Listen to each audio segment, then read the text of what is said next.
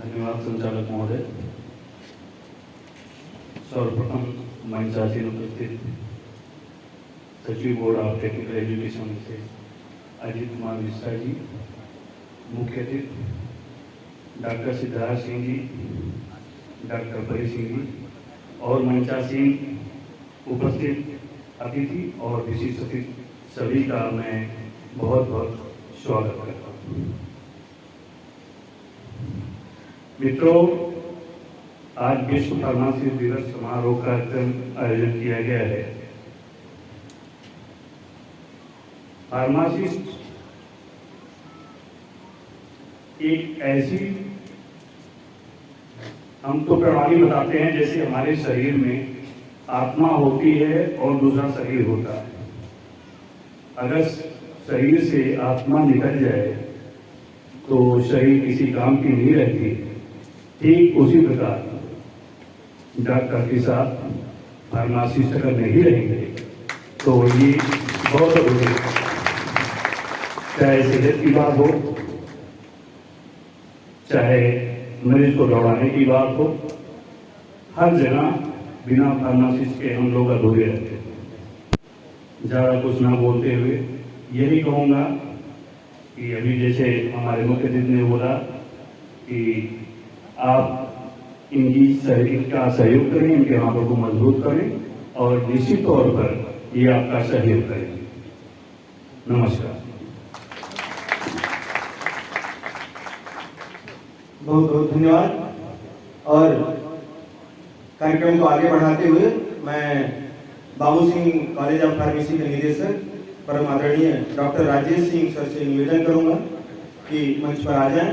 और आज इस विश्व फार्मासिस्ट दिवस समारोह में मैं सचिव जी को अवगत कराना चाहता हूं। Sir, Akhil Bharatiya pharmacist association Uttar Pradesh में ही नहीं अपितु 10 राज्यों में कार्य कर रहा है।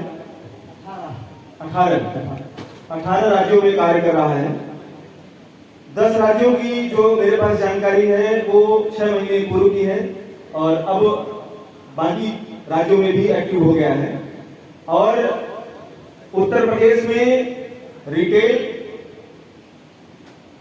और टीचर विंग, साथ ही साथ जो मार्केटिंग विंग है, हर विंग में बच्चे कार्य कर रहे हैं। और जैसा कि हमसे अगर कॉलेज के लोग जुड़े हुए हैं, हमारे गुरुजन हमसे जुड़े हुए हैं जो मंचासीन हैं, और इसी वजह से ये संगठन फार्मासिस्ट की किसी एक इकाई पर कार्य नहीं कर रहा है कि डिप्लोमा फार्मेसी के लिए प्रदेश में वैकेंसी के लिए कार्य कर रहा हो। ये बृहद रूप से कार्य कर रहा है। आपके पास भी निवेदन लेकर माननीय अध्यक्ष जी और भी हमारे प्रतिनिधिगण गए थे, जो अभी कॉपियों की जांच होनी थी, उसके लिए भी आपके सामने बात रखी, उस पर भी आपने गंभीरता से लिया और कार्य किया। तो मैं आदरणीय राजेश सिंह सर से निवेदन करूंगा कि वह अपनी बात आपके समक्ष एवं यहाँ उपस्थित बच्चों के समक्ष रखें, अपना आशीर्वाद दें।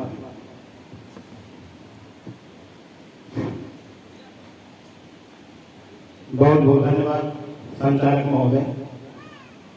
सर्वप्रथम मंचासी बोर्ड ऑफ टेक्निकल के सचिव साहब तथा जितने भी मंच पर मंचासीन हैं, सभी प्राचार्य, निदेशक एवं कॉलेज के चेयरमैन तथा सामने बैठे पूरे प्रदेश से विभिन्न जिलों से आए हुए तमाम पदाधिकारी महोदय और प्यारे बच्चों, सर्वप्रथम आप सबको एक बार पुनः विश्व फार्मासिस्ट दिवस की बहुत बहुत हार्दिक शुभकामना एवं बधाई।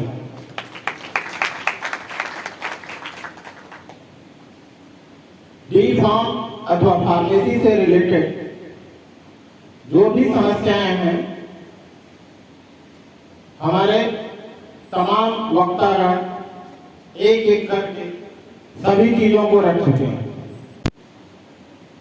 माननीय अध्यक्ष महोदय के सामने कुछ चीजें और मैं याद दिलाना चाहता हूं कि डी फार्म की कापियां इवेल्युएशन के लिए जो भी शिक्षक जाते हैं उनका इवेल्युएशन का मानदेय अथवा उससे रिलेटेड कुछ ऐसी चीजें हैं जिसपे शिक्षक निरंतर 6 महीने अथवा सेमेस्टर तक प्रयासरत रहते हैं, लेकिन वो सार्थक नहीं हो पाता। इसलिए अध्यक्ष महोदय से यह भी विशेष तौर से अवगत कराना है कि मूल्यांकन के बाद शिक्षकों के इवैल्यूएशन का जो मानदेय होता है थोड़ा टाइमली शिक्षकों को मिल जाए तो शिक्षकों का उत्साहवर्धन होगा।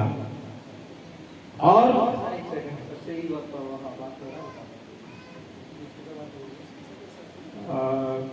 मैं आप सबको इंश्योर करता हूँ कि वैल्यूएशन हमारा जो है फार्मेसी का तो कल ख़त्म हो गया, जैसे मैंने अभी बताया आपने कल भाषण में।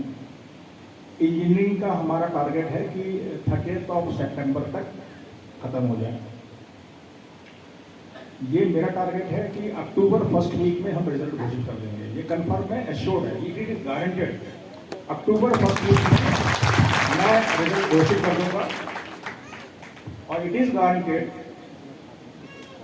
बिफोर 20th अक्टूबर सभी जो इवैल्यूएटर्स हैं, टीचर्स हैं, उनके अकाउंट में बोर्ड से डायरेक्ट पैसा ट्रांसफर कर देंगे। अब हमारा ये प्रयास होगा कि जब भी वैल्यूएशन होगा, वैल्यूएशन के कंप्लीट होने के विद इन ए मंथ, अगर 30 सितंबर हमारा वैल्यूएशन कंप्लीट हो रहा है तो 31 अक्टूबर से पहले पहले सबके अकाउंट में पैसा चला जाए।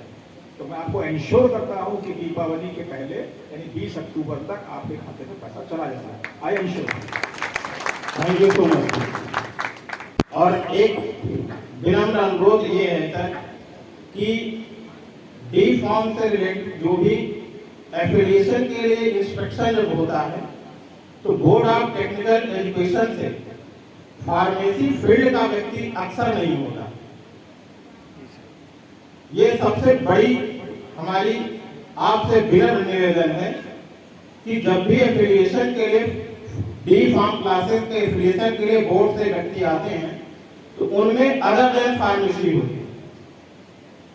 तो मेरा आपसे अनुरोध है कि एफिलिएशन के लिए कम से कम 2 व्यक्तियों में से एक व्यक्ति फार्मेसी फील्ड का हो ताकि हम लोगों की सारी चीजों को समझ सकें।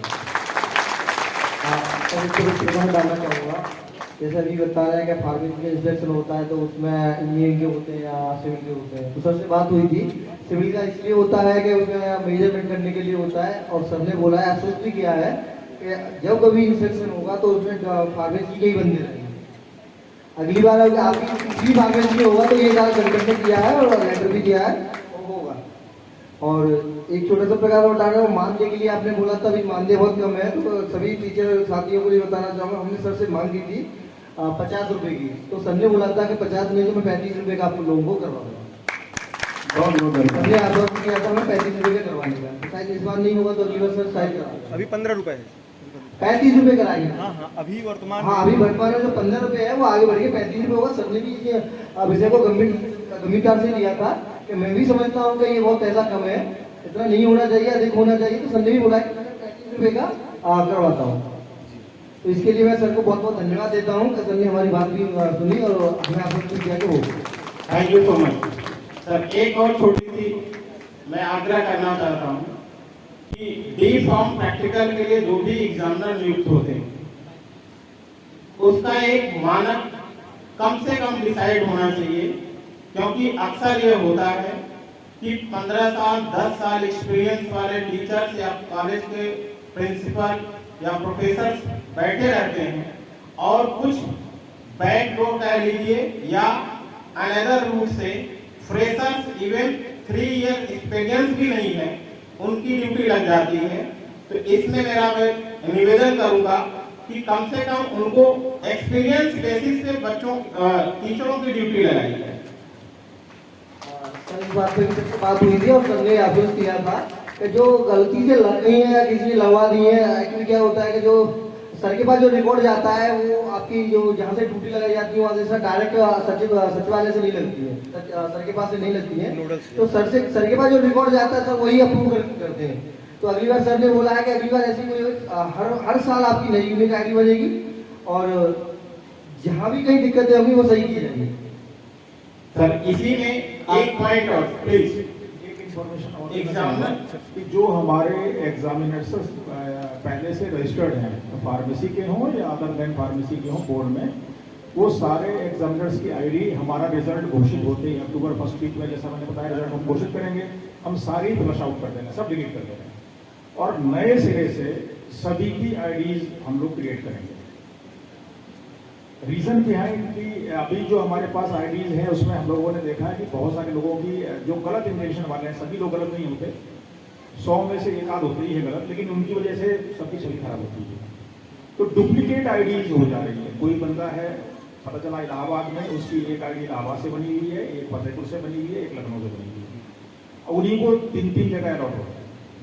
तो ये डुप्लीकेसी खत्म हो, इसके लिए आधार बेस्ड और उसकी मॉनिटरिंग हो, साथ ही साथ अकाउंट नंबर हो वो यूनिक होगा, प्लस आपका पैन वो यूनिक होगा और उसका ओरिजिनल जो आपका ये यूपी फार्मेसी काउंसिल में आप लोग जो रजिस्ट्रेशन कराते हैं उसका ओरिजिनल जो सर्टिफिकेट है वो अपलोड कराएंगे आपकी बात में।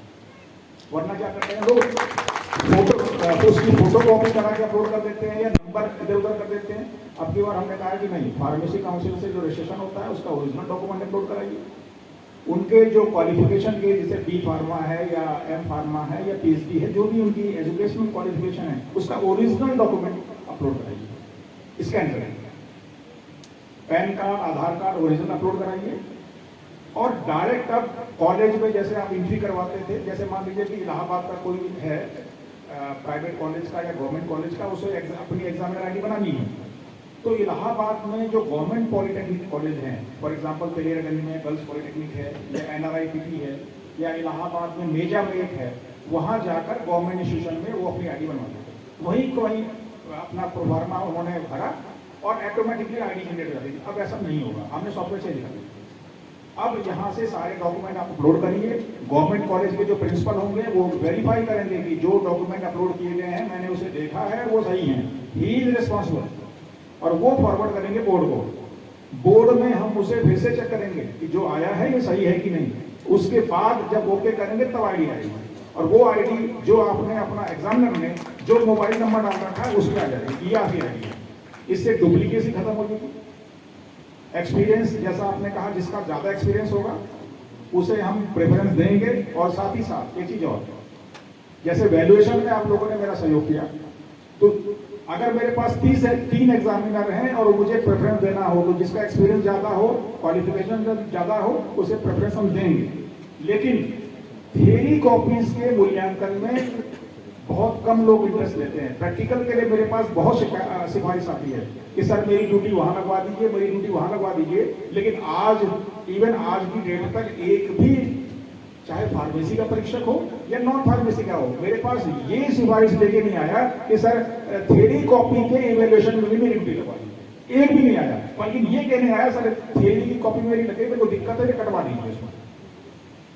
तो मैं चाहता हूं कि जिसने थियरी कॉपीज में ज्यादा हमें सहयोग किया, ज्यादा कॉपीज इवेल्युएट किया, अगर किसी बंदे ने 1000 किया है और किसी ने 800 किया, किसी ने 500 किया है, तो मैं प्रेफरेंस उसको दूंगा प्रैक्टिकल एग्जामिनेशन में जिसने 1000 कॉपी इवेल्युएट किया। थियरी में जो ज्यादा कॉपरेशन, पेमेंट में भी, पेमेंट में हर एक टीचर का करूंगा इस बार, जैसा मैंने कहा है, लेकिन मैंने अपने स्टाफ को बोल रखा है, बिल ऑटोमेटिक जनरेट होगा डिजिटल वैल्यूएशन में। जिस बंदे ने सबसे ज्यादा कॉपीज चेक की हैं उसका पहले लॉट पे पेमेंट करो, ताकि दूसरे लोग मोटिवेट हो, यार इसका पेमेंट पहले आ गया, क्यों आ गया पेमेंट, हमसे जरूर क्वेरी होगी। हमने कहा 1 हफ्ते के लिए पीछे रोको, वो पूछेगा कि इन लोगों का पेमेंट आ गया, हमारा क्यों नहीं आया।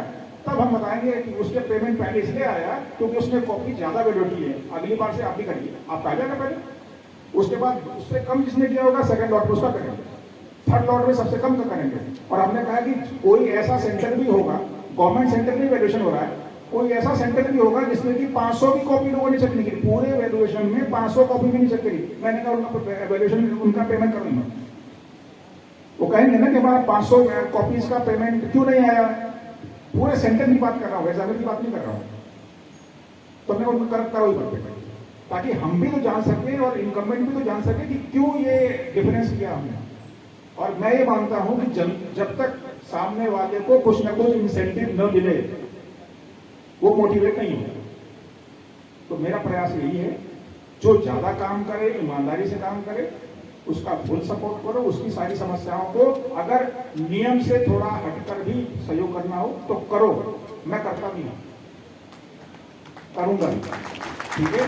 तो आपने मेरा सहयोग किया है, मैं आपका सहयोग करूंगा। जो भी आपकी डिमांड्स हैं, शिव कुमार जी ने मुझे एसोसिएशन के पत्र के माध्यम से मुझे सौंपी हैं और मैंने एश्योर किया है कि अधिकांश मांगों को हम लोग पूरा कर लेंगे।